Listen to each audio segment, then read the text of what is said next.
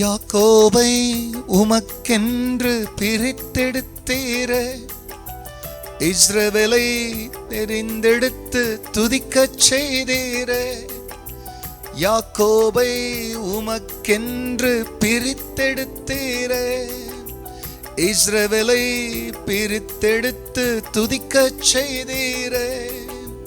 வல்லவர் நீர்தானே, நல்லவர் நீர்தானே, வல்லவர் நீர்தானே, நல்லவர் நீர்தானே. நான் பாடும் பாடல் நீர்தானே, தினம் தேடும் தேடல் நீர்தானே. நான் பாடும் பாடல் நீர்தானே,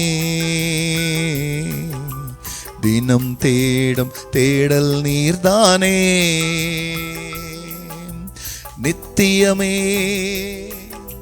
சத்தியமே நிரந்தரம் நீர்தானையா. நித்தியமே சத்தியமே நிரந்தரம் நீர்தானையா. கர்த்தருடைய பரிசுத்த நாமத்திற்கு மகிமை உண்டாவதாக. ஆண்டவராக இயேசு கிறிஸ்துவ நாமத்தில் வாழ்த்துக்கள். கிருபையும் சமாதானமும் உங்களுக்கு பெருகுவதாக. அன்பானவர்களே, இந்த நாளிலேயும் தேவனாகிய கர்த்தர் நமக்காய் கொடுக்கின்ற அவருடைய வார்த்தையானது நெகேமியா புஸ்தகத்தில் 1 அதிகாரத்தில் 10 வசனம். தேவரீர் உமது மகா வல்லமையினாலும் உமது பலத்த கரத்தினாலும் மீட்டு கொண்ட உமது அடியாரும் உமது ஜனங்களும் இவர்கள்தானே. அன்பானவர்களே, இது அந்த இடத்துல நிந்தையிலே, அவமானத்திலே, மகா தீங்கிலே, ஒரு ஆலயம் இல்லாமல், பாதுகாப்பின் அலங்கம் இல்லாமல் இடிக்கப்பட்ட ஜனம் யார் என்பதை, அவர்கள் எப்படி கர்த்தரின் ஜனமாய் மாறினார்கள் என்பதை கர்த்தருக்கு மோசையை ஞாபகப்படுத்தினது போல, ஞாபகம் ஊட்டினது போல நெகேமியாவும் தன்னுடைய ஜெபத்தில் இதை ஞாபகம் ஊட்டுகிறார். தேவரீர் உமது மகா வல்லமையினாலும் உமது பலத்த கரத்தினாலும் மீட்டு கொண்ட உமது அடியாரும் உமது ஜனங்களும் இவர்கள் தானே. இப்ப நிந்தையில் இருக்கிறாங்க, அவங்க யாரு? உன் ஜனம் இல்லையா? அப்ப தன் ஜெபத்துல கர்த்தருக்கு ஞாபகம் ஊட்டுகிறார், நீங்க சாதாரணமா இந்த ஜனத்தை காப்பாத்தல, உங்க ஓங்கிய புயத்தினாலே, உங்க மகா பெரிய வல்லமையினாலே, உங்க பலத்த கரத்தினாலே காப்பாற்றின இந்த ஜனம் உமது ஆண்டு அடியானும் இந்த ஜனமும் உமது ஜனம் அல்லவா. தெய்வத்துக்கு எப்படிப்பட்ட ஒரு விண்ணப்பத்தை வச்சார் பார்த்தீங்களா? நீங்களும் நானும் கர்த்தருடைய ஜனம். எந்த இடத்துல இருந்தாலும், எந்த நிலையில் இருந்தாலும், விழுந்தவர்களுக்கும் நிற்கிறவர்களுக்கும் ஜெபிக்கிற ஒரு மனிதன், பிரியமல்லையும் நம்முடைய குறைகளை 4 பேருக்கு பிரியமல் முன்னால அசிங்கப்படுத்துகிறதான ஊழியர்களா இருக்க மாட்டாங்க.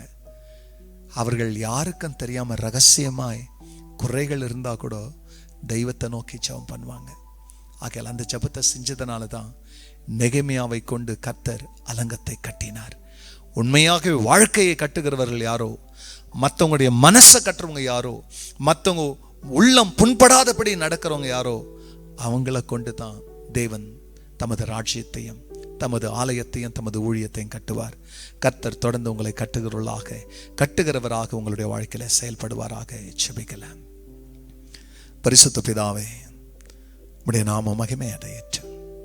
ஆம் சுவாமி, இந்த ஜனம் உங்க மகா பெரிய வல்லமை, கர்த்தரின் புயம் யாருக்கு வெளிப்பட்டது என்று ஏசாயா 53 வாசிக்கிறோமே. இஸ்ரவேல் ஜனங்களை மீட்டெடுத்த போது உங்க வல்லமையை காமிச்சிங்க.